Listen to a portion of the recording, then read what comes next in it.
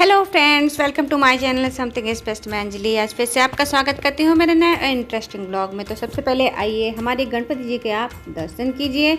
और ये हैं हमारे पटलेश्वर मंदिर में रखे गए गणपति, स्थापना हुई थी जो कि, और बस यहाँ पे हम भी दर्शन करते हैं और दर्शन करके फिर अपने कार्यों को आगे बढ़ाते हैं। तो फ्रेंड्स, जैसा कि मैंने ये वीडियो डाला हुआ है, ये मैंने काफ़ी टाइम से नहीं डाला था और फाइनली आज जब गणपति विसर्जन हो चुका है तब हम ये वीडियो आपके संग शेयर कर रहे हैं, क्योंकि इस समय भाग दौड़ बहुत ज़्यादा हो रही थी और काम भी बहुत ज़्यादा बढ़ चुका था। इसी वजह से मैंने ये वीडियो आज अपलोड किया है और इससे पहले अपलोड नहीं किया था।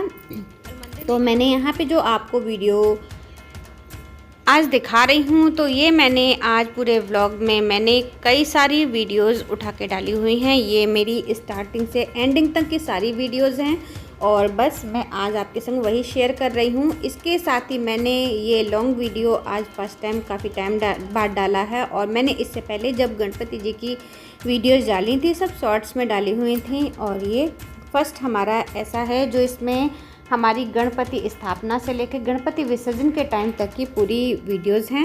तो फ्रेंड्स, यहाँ पे हमारा पटलेश्वर मंदिर में, क्योंकि इस समय बारिश का मौसम बहुत ज़्यादा हो रहा है और ये कंटिन्यू बारिश हो रही है कुछ दिन से, और आप सब भी जानते हो कि गणपति स्थापना जब से हुई उसके बाद कंटिन्यू यहाँ पे बारिश हमारे एक्चुअली कानपुर एरिया में तो हो रही है। बाकी और कहाँ कहाँ हो रही है मैं ज़्यादा नहीं जानती, लेकिन हमारे कानपुर एरिया में बारिश ने रिकॉर्ड तोड़ बारिश करी है। पूरी सड़कें वगैरह ऐसी भरी हुई हैं, और इसका लेटेस्ट तो आप लोग कानपुर में कल का देख सकते हो। आप किसी भी न्यूज़पेपर वगैरह में चेक करोगे तो आपको कल बारिश की काफ़ी सारी वीडियो फ़ोटोज़ और इन्फॉर्मेशन मिल जाएगी कि हमारे यहाँ बारिश कानपुर में या बाकी और एरियो में कितनी ज़्यादा हुई है।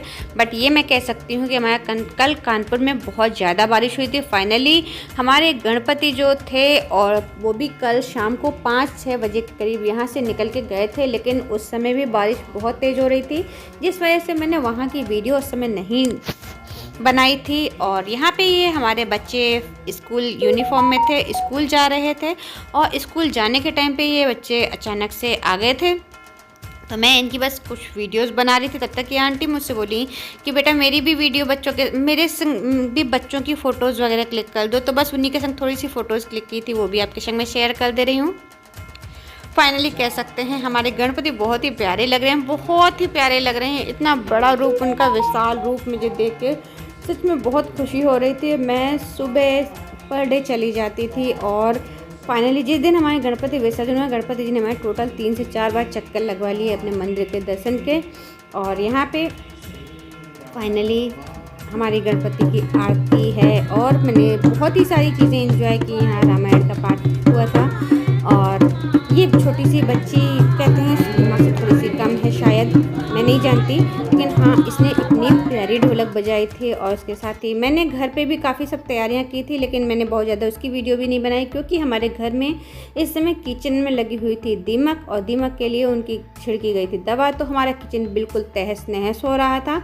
लेकिन फाइनली जब गणपति विसर्जन था तो मैंने सोचा कि मुझे भी गणपति के लिए मोदक बनाने हैं, तो मैंने घर में ही मार्केट से मंगा लिया था थोड़ा सा खोआ, और खोआ में मैंने मिक्स कर दिया था हल्का सा ऑरेंज कलर, और उसके साथ ही मैंने उसको खोए को भून लिया था देसी घी में, और भूनने के बाद फिर हमने उसमें डाल दिया था चीनी, और इसके साथ ही बादाम और काजू के थोड़े से टुकड़े। और इसके साथ ही मैंने जब ये खोआ भुना था उसके बाद ही मैंने थोड़ा सा इसमें नारियल का बुरादा भी मिक्स कर दिया था, नारियल का बुरादा खोआ, और उसके बाद बादाम और काजू के टुकड़े डाले थे। और उसके बाद फिर फाइनली हमने अपना मोदक बना करके तैयार कर दिया था। बहुत ज़्यादा मीठा नहीं था, लाइट मीठा था, और खाने में भी बहुत टेस्टी मोदक बने थे।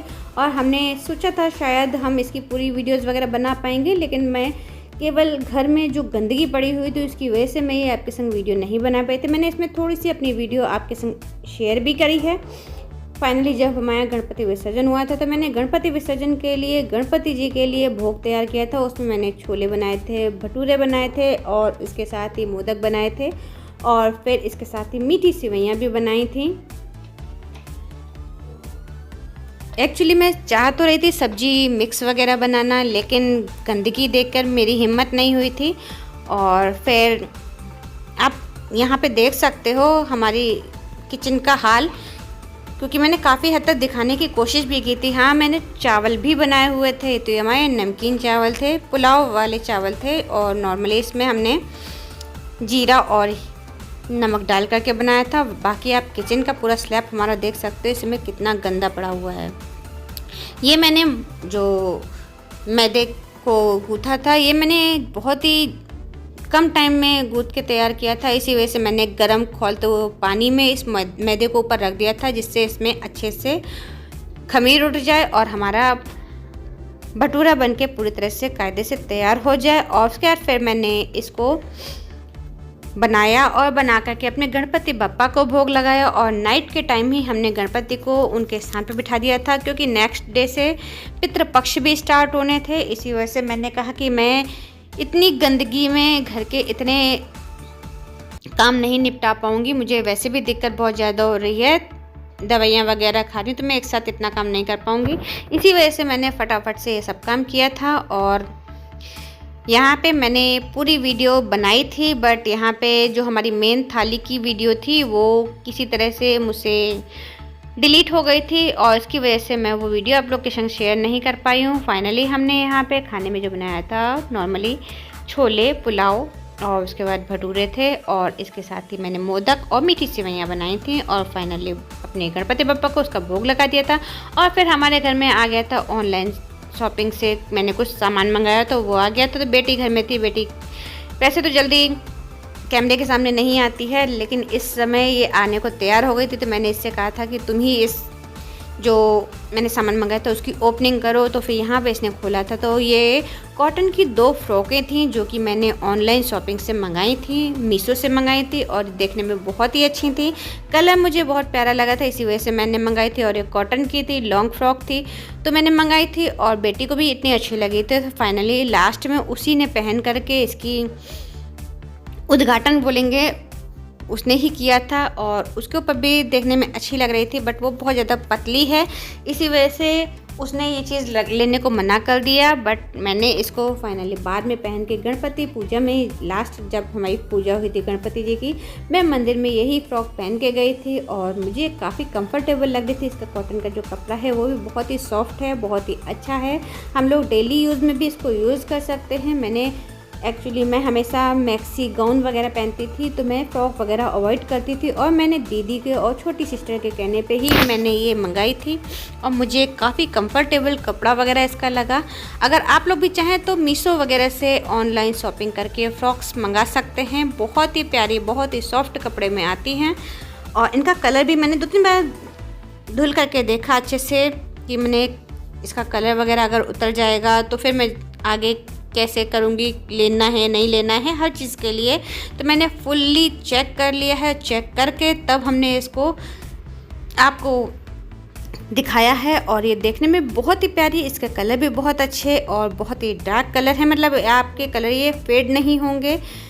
अगर आप धूप में रखोगे तो हाँ हो सकता है फेड, लेकिन मैं इसीलिए कपड़ों को कोशिश करती हूँ धूप में कम से कम रखूँ, मैं धूप ज़्यादा नहीं दिखाती। और कपड़ों का कलर वैसे भी बहुत ही अच्छा है, ये कलर छूट भी नहीं रहा। अक्सर नॉर्मली मार्केट वगैरह में हम लोग कपड़े खरीदते हैं, उसको एक ही वॉश में उसका कपड़े का कलर छूटने लगता है, हाथ में आने लगता है, कलर पता चल जाता है।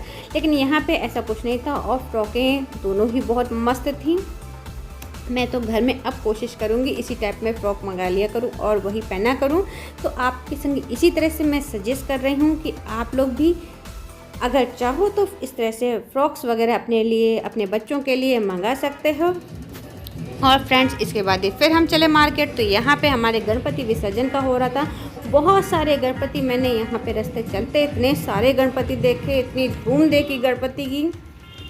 फिर हम आ गए अपने मंदिर, और मंदिर में आकर के यहाँ पे हमारे गणपति जी की भी पूरी विसर्जन की तैयारी हो रही थी। मौसम इस समय बिल्कुल अच्छा था, बहुत ही साफ़ सुथरा था। यहाँ पे अखंड रामायण का पाठ वगैरह हुआ था और सुंदरकांड वगैरह का पाठ हुआ था। तो फाइनली जिस दिन गणपति विसर्जन था पूरे दिन मैं यहाँ पे रही थी, और उसके शाम को जब बारिश काफ़ी तेज़ होने लगी थी तो मैं यहाँ से चली गई थी। और फाइनली यहाँ पे हमारे गणपति का आज लास्ट थे डे, तो बस उनकी पूजा अर्चना हो रही है। तो आप लोग भी हमारे गणपति के दर्शन कीजिए और उनका आशीर्वाद लीजिए। और यहाँ पे गणपति जी को मेन जो दूर्वा बहुत पसंद थे, तो उनको फाइनली लास्ट में दूर्वा की माला भी पहनाई गई थी। और फिर हम लोगों ने सबने मैया जी का, गणपति जी का, भोले बाबा का, सबका आशीर्वाद लिया। और आशीर्वाद लेकर के फिर हम लोगों ने अपने घर को निकल गए थे। तो मैंने ये जो लास्ट अपनी वीडियो बनाई गणपति जी के संग उनका आशीर्वाद लेते हुए, और यहाँ पे मैं वो नई वाली अपनी फ़्रॉक पहन के आई थी और मैं यहाँ पे देख रही थी। मेरी फ़्रॉक भी बहुत ही कंफर्टेबल थी, मुझे बहुत अच्छा लग रहा था उनको फ़्रॉक को यूज़ करके। और फाइनली फिर यहाँ पे यज्ञ हवन वगैरह होकर के पूजा का एंड हो गया था। फिर मिलते हैं आपसे, तब तक के लिए बाय बाय। गणपति सबका उद्धार करे, सबके घर में खुशियों का वास करें, इसी कामना के संग friends bye bye, have a nice day, take care.